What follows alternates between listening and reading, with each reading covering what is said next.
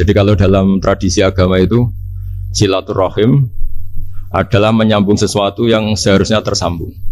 Agama yang masuk negara enggak konflik itu diantaranya paling spesial itu Indonesia. Karena para wali ini mendampingi kultur daerahnya, tapi tidak benturan. Misalnya kalau orang Jawa dulu pakai sesajen di sawah-sawah, katanya dimakan penunggunya. Ya penunggunya sawah itu kalau dulu ya pikirannya itu makhluk gaib.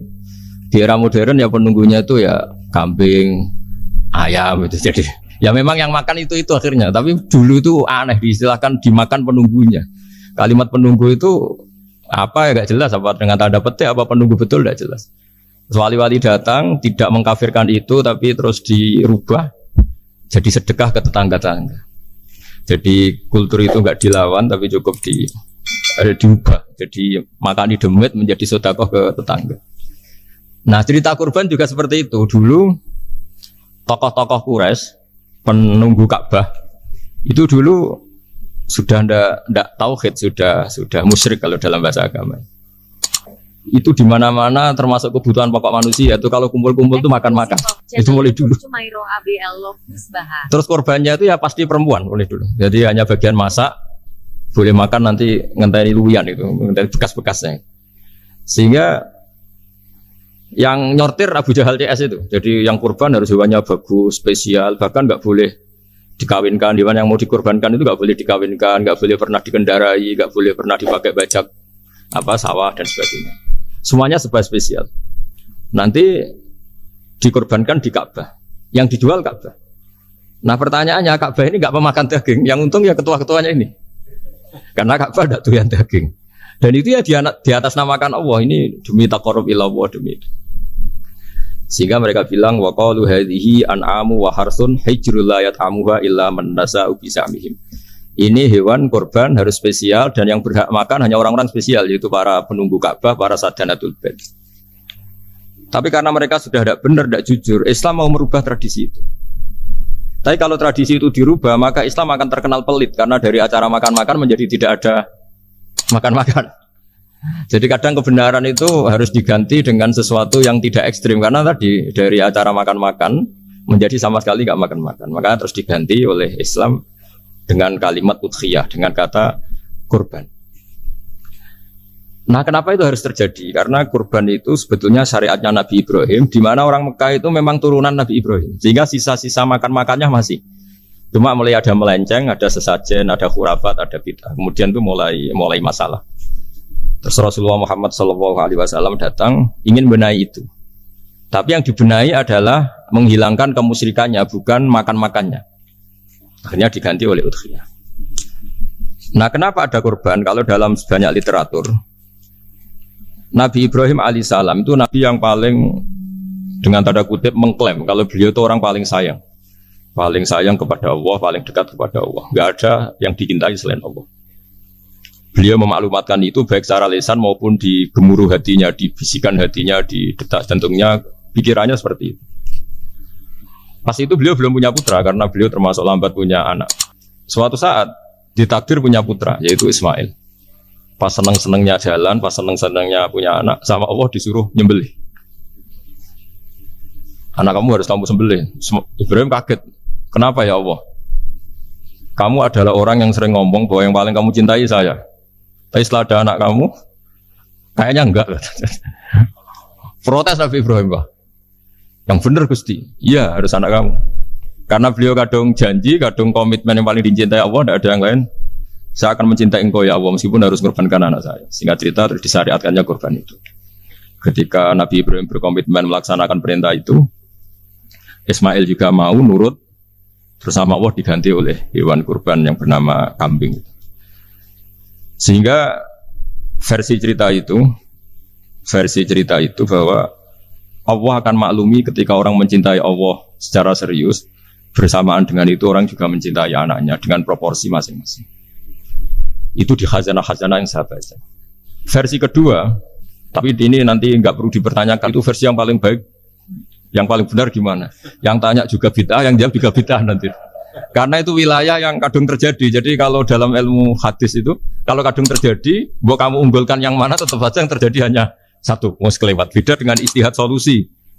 Karena mau terjadi ya kita uji coba. Kalau nggak cocok yang A ya cocok alternatif B, alternatif C. Kalau sudah kelewat mau gimana? Kalau salah ya salah aja kan. Versi kedua begini. Semoga versi kedua ini yang benar. Kalau ini benar keren. Nabi Ibrahim itu memaklumatkan diri. Kalau dalam bahasa Arab itu iddia itu mengklaim bahwa dia adalah orang yang paling sayang terhadap makhluk Allah, semua hamba Allah. Terus beliau diterbangkan ke langit. Diterbangkan ke langit ke alam malakut. Ya tidak usah ditanyakan tanya terbang gimana, nanti ribet nanti itu. Setelah diterbangkan di langit, wa kadzalika nuri Ibrahim malakutas samawati wal ardh, diperkenalkan alam langit, terus dipertontonkan. Itu ada sekian hamba Allah yang nyabu, yang ngefly, yang dugem, pokoknya yang maksiat-maksiat itu. Ibrahim ditanya sama Allah, gimana itu mereka menurut kamu? Damirhum, habisi saja Allah. Mereka makan rezekimu, hidup di bumimu, tapi mereka tidak mengindahkan engkau. Matikan saja. Sama Allah diturutin. Jalan-jalan lagi sampai 3 kali peristiwa tempat-tempat maksiat itu dihabisin sama Nabi Ibrahim. Beliau minta sama Allah supaya itu dihabisin. Singkat cerita, terus beliau diturunkan sama Allah. Saat diturunkan, ya Allah tidak jawab, tidak apa. Allah itu punya sunnah, punya tradisi. Dengan nabinya itu tidak jawab.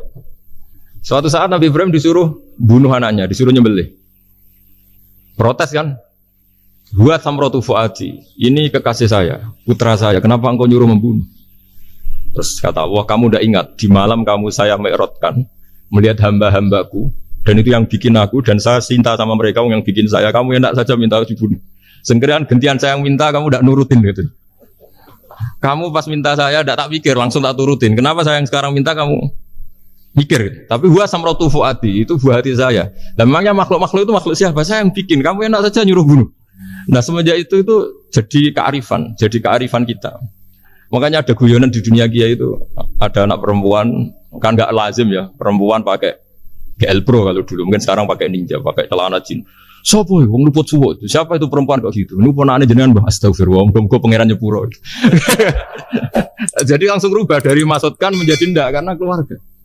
Nah jangan-jangan kebencian kita pada maksiat itu oke, kita wajib benci maksiat tapi tetap ada catatannya. Plus yang maksiat itu tidak orang yang terkait dengan kita. Coba kalau yang maksiat itu orang yang terkait dengan kita, itu anak kita, ponakan kita, mungkin istri kita, paling mintanya ya Allah ampuni. Sama-sama maksiat, yang satu minta dihabisin, yang satu kita minta diampuni. Fair gak kita sebagai manusia? Tidak fair. Tidak fair. Makanya kalau ada guyonan, ada supir salah dimarahin, pasti supir ini belum pegang rahasia. Tapi kalau sudah pegang kartu, si majikannya punya apalah gitu, simpanan gitu, wah ini pegang, berani marah gak tuh? Jadi itu guyonan kiai. Makanya jadi manusia itu gak pernah adil sebenarnya. Makanya Allah pernah mensifati manusia itu wa kanal insanu zaluman jahula. Manusia itu sangat zalim dan sangat bodoh. Kalau misalnya jenengan tanya, orang soleh pun itu gimana? Orang soleh asal manusia tidak nabi, itu ya mesti ada zalimnya. Makanya kalau dalam kitab Hikam diterangkan, kitab Hikam itu kitab yang olah manusia. Itu menyebut begini, manusia itu siapa? Dijawab, manusia itu mangkanat mahasinuhu masawiyah. Orang yang ketika baik saja salah, apalagi ketika salah. Kita misalnya punya toko laris ya, doanya mustajab laris, pembelinya banyak, kualitasnya bagus. Pasti ada toko sekeliling yang megap-megap karena orang sekarang ke kamu kan. Sehingga orang supaya terus merasa salah. Robbana dzalamna anfusana. Meskipun kita sedang benar pun, saya termasuk kiai yang kalau ngelepas haji, mungkin yang haji itu mangkel. Karena saya tidak pernah muji-muji haji, meskipun saya melepas orang haji. Umumnya kiai kalau ada orang haji kan dilepas haji mabrur, tidak ada lain balasan kecuali surga. Saya itu karena pernah kecil, pernah dengerin masyarakat. Itu ngenes ketika si kiai pidato tadi ternyata ngenes. Ngenesnya seakan-akan surga itu hanya milik yang haji. Mana koyo kula sepudi Gus wong kula ora kelar kaji. Semenjak itu setelah saya jadi kiai ya dendam juga. Akhirnya setelah saya jadi kiai kalau ngaji orang yang haji mabrur balasannya surga, orang yang fakir sabar juga surga, orang yang sering dimarahin istri juga surga. Kata pokoknya surga terus. Sampai yang mau haji itu, Gus, gimana kok bahas kita kok sama dengan mereka? Ya karena saya ada ulama pesanan kata gitu. Jadi artinya gini, ketika Anda muji ibadah haji jangan kira yang ngenes tidak banyak, yang ngeluh juga banyak karena mereka ada takdir gak mampu haji. Itu hebatnya Islam. Islam juga datang dengan solusi-solusi. Misalnya Jumatan itu hajinya orang miskin. Orang yang ingat Allah mulai subuh sampai matahari terbit juga sama dengan umroh. Jadi karena tidak semua orang itu mampu haji. Jadi itu Islam. Nabi Ibrahim diperingatkan Allah bahwa Tidak seperti itu cara mengelola hambaku. Nah, Islam ini kata Allah, anit tabi' millata Ibrahim hanifa. Referensinya Islam, mentornya Islam itu Nabi Ibrahim. Sehingga kita alhamdulillah punya sejarah wali songo. Saya punya orang tua Kiai Nur Salim itu sayang sekali sama umat, Mbah Mun juga gitu. Karena memang agama ini itu kalau masalah kebenaran itu serius, tapi di balik kebenaran ini yang perlu dicatat oleh semua yang mencintai agama ini, bahwa Allah itu tidak butuh taat kita. Dan Allah tidak akan gagal sebagai Tuhan karena maksiat kita. La tanfa'uhu ta'atuhum wa la tadurruhu maksiatuhum. Allah tidak akan ngefek ketika semua orang taat ya gak ngefek, semua orang maksiat juga gak ngefek. Karena Allah ini zat yang punya eksistensi sejati, sehingga hubungan kita dengan Allah itu gak ngefek ke Allah, tapi ke kita sendiri. Sehingga mereka lebih rileks karena gak merasa harus mati-matian bela Allah. Allah tetap Al-Qayyum, zat yang bisa berdiri sendiri. Sehingga di kitab-kitab itu ada bab namanya Mizahun Nabi, guyonan-guyonan Nabi. Itu ada babnya sampai di kitab Ihya masyhur itu. Suatu saat ada orang sepuh sowan ke Nabi, karena sudah sepuh, beliau pamit, kira-kira jam segini pamit, ya Rasulullah saya mau pulang karena nanti kemalaman. Karena beliau jalan kaki yang orang sepuh. Kata Nabi, ya tenang saja di sini, nanti pulang kamu udah jalan kaki. La ahmilan naki alab dinnakoh, nanti kamu tak naikkan anaknya unta. Pikirannya orang sepuh tadi namanya anak unta itu ya kecil. Wa ma fa'altu bimninako, apa yang bisa saya lakukan dengan anak unta? Sudah, tenang saja. Setelah beliau ngaji lama, ya dikasih unta tua itu. Silakan kamu bawa unta saya ini. Ini kan unta tua, ada anak unta. Ya meskipun tua ya anaknya unta. Jadi agama itu rileks. Nabi Ibrahim itu pernah minta supaya nyawanya itu diperpanjang, karena beliau umumnya orang itu kan ingin nyawa panjang, ingin umurnya panjang. Allah tidak jawab gak apa. Suatu saat ada tamu, orangnya itu sepuh sekali. Nabi Ibrahim karena orang yang sangat menghormati tamu dikasih kurma, apa itu? Anggur. Itu setiap dimakan dikunyah, meler lagi keluar. Karena sudah sepuh, nggak ada giginya, dikunyah keluar lagi. Itu jawabnya Nabi Ibrahim, ya Allah, masuk lagi ke kamar, sholat lagi, mengcancel doa panjang umur. Katanya Ibrahim, oh jenengan jawab toh. Artinya kalau ingin tua sekali ya nasib kamu kayak itu gitu. Jadi karena beliau tahu itu jawaban, terus masuk kamar, oh jawab terus jenengan, terus membatalkan doanya. Itu Nabi Ibrahim. Kalau orang sekarang enggak, dongo ngarani, ya tua ya tetap sehat. Karena doa itu kalau enggak diperjelas itu ya repot. Ini cerita supaya kita berislam itu teriak. Saya Mbah Mun itu meskipun kiai top, senengannya dia guyon bapak saya. Tapi guyon itu ada yang wajib. Saya dulu itu janggal. Nuduh zina itu dosanya besar sekali. Saya ulang lagi, nuduh orang lain zina itu dosanya besar sekali. Disebut bab qadzaf. Saya pernah menjumpai 3 kiai besar dua, 3 kiai besar. Dia top semua. Di majelis itu ada gosip bahwa si A itu punya selingkuhan sama Sri misalnya atau siapa lah. Kalau di Arab itu senangannya pakai Salma, Laila Majnun Salma. Kalau di Jawa itu kasihan kurbannya itu. Ya, tapi itu contoh saja. Itu si Kiai 3 tadi gak ngefek, malah tanya gini, loh apa perempuannya cantik? Wah, cantik sekali Mbah. Cantiknya sampai kayak apa? Malah bicara cantiknya perempuan. Saya itu ya pertama iskal. Ini Kiai kok bakas orang apa? Cantik. Orang ayu. Setelah majelis itu bubar, yang penggosip tadi ya yang gosip ini gak kiai, yang pembisiknya ada kiai, yang gosip ini gak kiai. Cuma kiai 3 ini posisi mendengar. Tapi malah tanya cantiknya. Singkat cerita setelah orang itu pulang bilang gini, itu kalau saya bilang iya dengan gosip itu, saya ikut qadzaf, saya ikut menuduh orang lain zina. Itu dosa besar. Selain itu saya kiai, kalau saya bilang iya dianggap membenarkan. Maka untuk mengalihkan gak bicara nuduh, jadi guyon tadi. Jadi guyonnya itu, karena kalau kita tadi bilang iya, artinya mengiyakan. Dan itu artinya qadzaf, punya dosa besar karena nuduh orang lain zina. Diperparah dia kayak besar, kan orang menjadi percaya karena yang ngomong bukan penggosip lagi, tapi ya, maka dialihkan. Loh, ayo nucung. Sampai segitunya kearifan. Sehingga dulu ketika Ma'is itu seorang sahabat yang pernah salah besar. Itu Nabi ketika beliau ada gosip salah gitu ya, Nabi masih jangan-jangan kamu hanya mimpi, Cung. Jangan-jangan kamu hanya megang, tapi tidak sampai zina. Sampai terakhir Nabi tanya, Afi aklikase, jangan-jangan otak kamu sudah agak error. Saking tidak inginnya Nabi mempercayai hal-hal seperti itu. Nah, problem kita di zaman sekarang justru kadang nyari-nyari supaya tahu buktinya. Yang dulu para orang soleh menghindari bukti itu supaya enggak suudzon. Sekarang orang mencari-cari bukti. Padahal itu dilarang, wala tajassasu, orang enggak boleh mencari-cari kesalahan orang lain. Nah, itu kearifan-kearifan yang yang saya dapatkan dari Bapak, dari Mbah Mun, dari Pak Zaini, dari Pak Gures. Mereka orang-orang yang luar biasa, menghindari ngomong penting. Sekarang itu orang banyak yang sering ngomong penting. Sebenarnya itu malah salah. Karena kalau ngomong penting itu vonis. Vonis terhadap orang lain. Tapi kalau kamu rileks, tidak. Nabi dulu itu rileks sekali. Ketika beliau ngaji gini, terus ada pemuda lewat bawa cangkul, mengabaikan pengajian Rasulullah. Banyak sahabat bilang, celaka orang itu ada Nabi ngaji kok tidak ikut. Jawabannya Nabi unik. Jangan-jangan dia punya keluarga yang harus kerja, dan kalau harus kerja untuk nafkah keluarganya itu juga ibadah. Itu ya sunnah saya. Jadi Nabi rileks saja, tidak tersinggung, tidak. Nah, kenapa kita butuh rileks? Karena kebenaran sekali dipaksakan itu jadinya benturan. Dan itu wali-wali Songo itu dulu sudah berpikir seperti itu. Sehingga Pak Zaini yang sering ngendikan sama saya, kita ini bisanya mengikuti Mas Bah, kalau manggil saya Mas, tidak bisa benturan.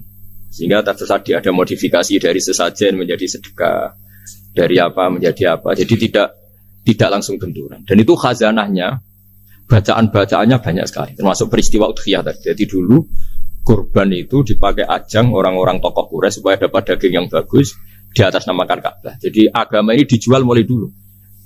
Kuno agama ini dijual. Dan agama mulai dulu ya prospek. Ka'bah itu bisa menyedot wisatawan berapa, wisata religi. Sehingga dulu ada Ka'bah tandingan, perhitungannya juga ekonomi. Jadi mulai dulu itu ya sudah seperti itu, mau apa memang Allah bikin dunia seperti ini. Jadi mulai dulu agama itu ya, sampai orang Yahudi gak mau iman sama Nabi ya, pikirannya sederhana, kalau saya tokoh banyak yang sowan, banyak yang ngasih-ngasih. Kalau saya ikut Muhammad, saya anak buah, yang ngasih saya siapa? Jadi perhitungannya juga ekonomi. Jadi ketika Abraham mau bikin Ka'bah tandingan, itu perhitungannya juga ekonomi. Jadi ribet kan memang kalau manusia itu sudah ribet. Tapi Islam ini datang bukan untuk itu, tapi memaklumi itu. Itu hebatnya Nabi Ibrahim. Ketika beliau berdoa, ya Allah, keluarga kami saya tempatkan di Mekah. Rabbana liyuqimus sholata faj'al af'idatam minan nasi tahwi ilaihim warzuqhum minas samarat. Cuma menurut Islam dibalik, ya Allah, kita ini ingin anak-anak kami ini bersujud kepada Engkau, ingin anak-anak kami ini melakukan sholat. Tapi mereka ini manusia yang untuk ketahanan hidupnya butuh makan, butuh rezeki, butuh ekonomi. Maka tolong ekonominya dijaga ya Allah. Jadi dibalik, demi sholat menjaga ekonomi. Jangan dengan demi ekonomi meninggalkan sholat. Jadi dibalik, jadi demi sholat menjaga ekonomi. Juga termasuk menjaga politik. Andaikan tidak ada orang Islam yang cakap politik, terutama yang soleh-soleh. Kemudian negara bikin aturan ala mereka. Sholat dianggap larangan, pengajian dengan larangan, juga repot. Makanya mulai dulu kiai-kiai itu ya politik, karena nggak ingin negara ini diatur oleh orang yang anti sholat, anti agama. Karena kalau negara terserah yang sedang jabat, kemudian yang jabat tidak soleh, bisa nganggap maksiat-maksiat tidak ilegal, yang pengajian justru ilegal. Nah, di sini kenapa banyak orang-orang soleh dulu ya rata-rata ya berpolitik mulai sebelum kemerdekaan sampai setelah kemerdekaan. Jadi itu ada filosofinya. Nah, bahwa ada oknum-oknum yang tidak seperti itu ya monggo, itu oknum. Tapi sebetulnya awal-awalnya kenapa banyak orang soleh yang politik, karena nggak ingin negara ini dipimpin oleh orang-orang yang anti agama, anti kebaikan. Sehingga berkahnya apa? Berkahnya negara ini berkonstitusi secara Islami. Meskipun tidak negara Islam, tapi tadi hak asasi manusia terjaga, hak belajar, hak beragama, hak ibadah. Coba bayangkan kalau kita jadi korut, Korea Utara kan pusing. Itu uniknya, lagi-lagi ini cerita uniknya. Itu mulai dulu itu tidak ada benturan. Ketika ada Masumi, ada Partai NU, ada macam-macam. Muhammadiyah datang di Jogja itu Mbah Ahmad Dahlan itu teman dekatnya Mbah Hasyim. Saya tahu banyak tentang, namanya dulu Mbah Darwis. Itu dulu ngajinya sama pernah buyut-buyut Qiyami di sini. Dulu ngaji Mbah Soleh Darat, Mbah Ahmad Dahlan sama siapa itu Mbah Hasyim. Ketika di Mekah yang Mbah Ahmad Dahlan ngaji Syekh Khotib Minangkabau itu ya sama Mbah Hasyim. Nah kebetulan Mbah Ahmad Dahlan hidup di Jogja yang zaman itu sudah khurafatnya kayak apa, karena ada sistem agama yang sangat, menurut beliau sangat jauh dari Islam yang murni. Terus beliau revolusinya seperti itu. Yang Mbah Hasyim nampak di Jombang. Nah itu kan murni ilmu sosial, murni muqtadul khalq. Terus beliau punya metode yang berbeda, tapi nggak masalah, mulai dulu nggak masalah. Kemudian jadi kalau yang kadang-kadang memasalahkan tuh ya memang yang nggak tahu masalah. Sebenarnya dulu tuh ya biasa aja, karena ya itu urusan metode, urusan. Saya teruskan masalah ukhiyah. Jadi yang diceritakan Nabi Ibrahim tadi bahwa benci seseorang kita atas namakan maksiat itu tidak segampang itu. Karena jangan-jangan kebetulan yang maksiat itu keluarga kita. Apakah kita punya kebencian yang sama saat yang maksiat itu keluarga kita, atasan kita, teman kita? Ya kayak tadi. Kalau saya corong jodi belenjani janji, ada orang janji sama saya nggak tepat waktu, saya bisa marah itu pasti sebabnya jelas. Itu bawaan saya nggak berjasa sama saya. Kalau kata dokter Klik nggak cantik. Intinya Nabi Ibrahim itu coba kalau yang maksiat itu anak kamu berharap saya ngasih tobat kan, bukan langsung tak habisin kan. Intinya Allah ingin bilang ke Nabi Ibrahim, andai kan yang maksiat itu anak kamu, ingin saya menghabisi apa tak kasih tobat? Ya kasih tobat ya. Ya seperti itu saya yang bikin. Maka di Al Azhar sana kalau cerita orang-orang alim itu masyhur. Ada tempat maksiat mau dihabisin sama orang-orang yang sangat keras. Ketemu Syekh Mutawalli Sarawi, ditanya, andai kan mereka mati saat maksiat, itu mereka ke surga apa ke neraka? Ya ke neraka. Ditanya sama Syekh Mutawalli, kalau mereka ke neraka, akan ada lika muradan Nabi? Apa seperti itu yang digadaki Nabi? Umatnya mati terus masuk neraka karena belum tobat? Tidak. Nabi inginnya mereka tobat dulu. Ya sudah, jangan dihabisin. Kamu berproses ikut mentobatkan mereka. Kebetulan ini mau mendengar. Jadi kita lunak, kita baik itu ya semuanya ingin Allahum yarji'un semua mereka kembali, mereka tobat. Bukan lunak dengan arti mengakui maksiat itu satu kebaikan, itu yang bahaya. Kalau lunak sampai mengakui itu maksiat itu kebaikan, itu bahaya sekali. Tapi kita lunak karena kita ingin berproses untuk bertobat. Karena tadi kalau kita punya nurani itu mesti, andai kan yang maksiat itu anak kita atau teman dekat kita atau orang yang berjasa sama kita, apa kita bisa tegas? Kira-kira gimana? Waqat adabbahu ta'ala khalilahu Ibrahim fi ba'di mawatinihi al-azimah.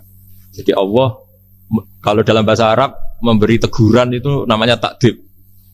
Makanya kalau orang nakal itu, kalau orang Jawa bilang kurang ajar. Sebenarnya ajar itu kan tahun ajaran baru. Ajar itu kan barang baik. Ya kan disebut tahun ajaran baru. Pengajaran, ajar itu kan barang. Tapi kalau kurang ajar berarti kurang baik. Itu bahasa Arabnya orang yang kurang ajar perlu diajari. Itu kan orang Arab bilang ditakdib, diwarai toto kromo, diadabkan. Jadi belum punya adab diadabkan.